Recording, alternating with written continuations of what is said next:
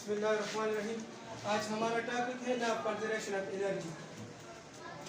तो law of conservation of energy का statement जो है, this law states that energy is neither created nor destroyed during a process and can be converted from one form to another form, but total amount of energy remain constant. Students, इस statement में कहते हैं कि energy को एक हालत से दूसरे हालत में कन्वर्ट किया जा सकता है, लेकिन टोटल अमाउंट हमारे पास जो है वो कांस्टेंट रहता है, उसमें चेंजेस नहीं आता।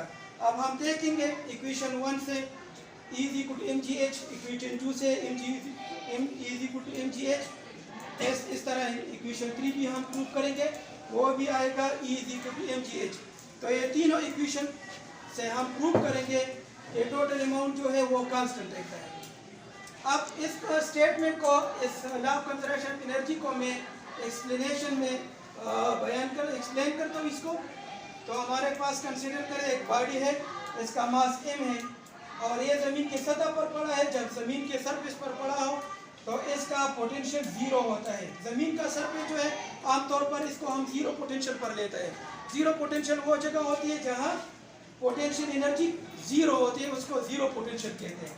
तो जीरो पोटेंशियल पर हमारे पास एक बॉडी है। लेट इस बॉडी को मैं हाइट h तक इसको रेस करता हूँ, इसको उठाता हूँ। तो मैंने इसको उठाया ज़मीन के सरफेस से इस हाइट तक मैंने उठाया। अच्छा, पॉइंट ए नाम दिया मैंने इसको। जब इस पॉइंट हाइट पर पॉइंट ए जो है वो h हाइट पर है, ज़मीन से h हाइट पर है। तो consider a body of mass m which is raised to a height h from the surface of earth which is at zero potential। तो कौन सी पॉइंट जीरो पोटेंशियल पर है? अर्थ सरफेस जो है वो जीरो पोटेंशियल पर है। Now potential energy of the body at point A. अब यहाँ पर हम पोटेंशियल एनर्जी मालूम करते हैं बॉडी का। तो आपको पता है कि पोटेंशियल एनर्जी का इक्वेशन है mgh। तो चूंकि ये h हाइट पर है, h हाइट पर है तो इसका पोटेंशियल एनर्जी mgh है।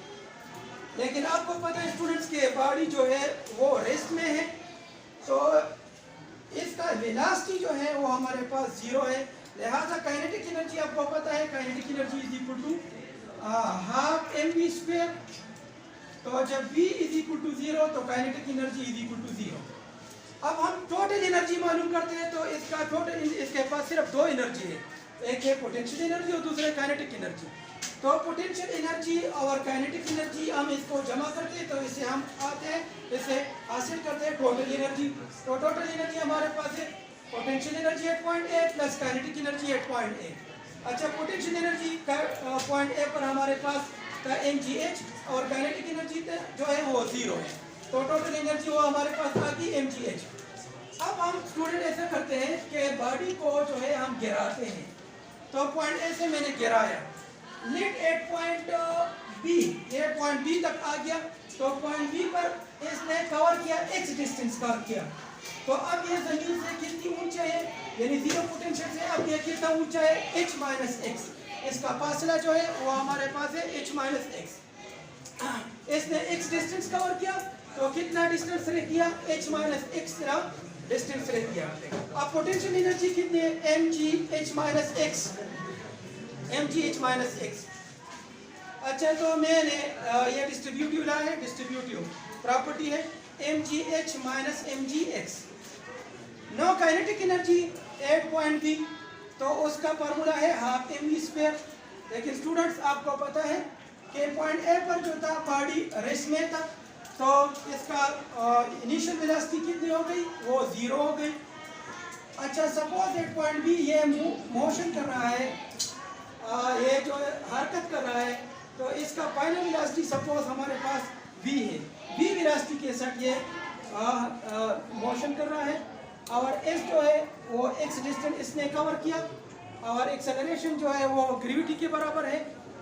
तो हमारे पास थर्ड इक्वेशन जो है वो है 2as is equal to v square minus vi square. अब इसमें मैंने वैल्यू पुट किया, तो एक्सेलरेशन की वैल्यू g और इसकी जगह मैंने x लगाया, v स्क्वायर की जगह मैंने v स्क्वायर लगाया और vi की जगह मैंने जीरो लगाया।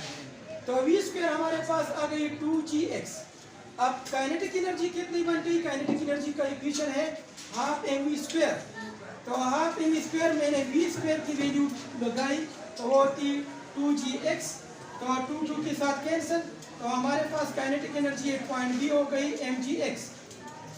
अब जो है total energy potential point B पर कितनी है, kinetic energy at point B plus potential energy at point B, तो मैंने दोनों को जमा किया, हमारे पास काइनेटिक एनर्जी कितनी आ गई mgx और potential energy mgh minus mgx, तो mgx और mgx आपस में कैंसिल, तो mgh आ गई, बाकी रह गया, ये था हमारे पास इक्वेशन 2।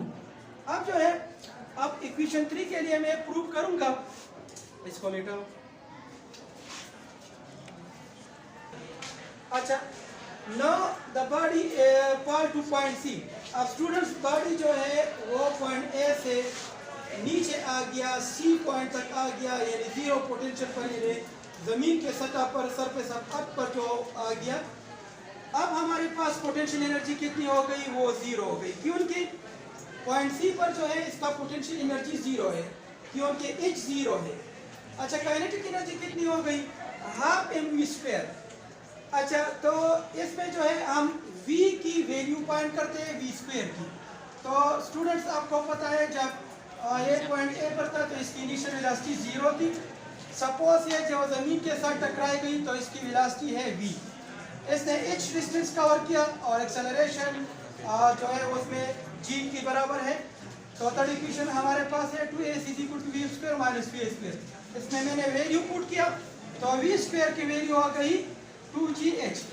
अब जो है काइनेटिक एनर्जी हमारे पास कितनी है, रह गई हाफ m, और v स्क्वायर की मैंने वैल्यू लगाई 2gh, तो 2 के साथ कैंसिल, तो काइनेटिक एनर्जी हो गई mgh।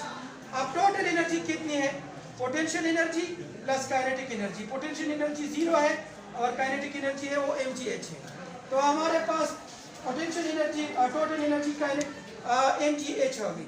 तो इक्वेशन 1, 2, 3 से ये क्लियर है कि इक्वेशन 1 पर mgh आ गई, इक्वेशन 2 पर और इक्वेशन 3 पर, तो तीन इक्वेशन हमारे पास क्लियर है कि एनर्जी में कोई चेंज नहीं आई और सारी कांस्टेंट है mgh है। तो ये अल्लाह जो है हमने साबित किया कि एनर्जी को एक हालत से दूसरे हालत में कन्वर्ट किया जा सकता है, लेकिन टोटल एनर्जी जो है हमारे पास कांस्टेंट होती है। इस हालत में हमारे पास टोटल एनर्जी कितनी आ गई, वो है mgh। तो ये स्टूडेंट आज का हमारा टॉपिक था law of conservation of energy.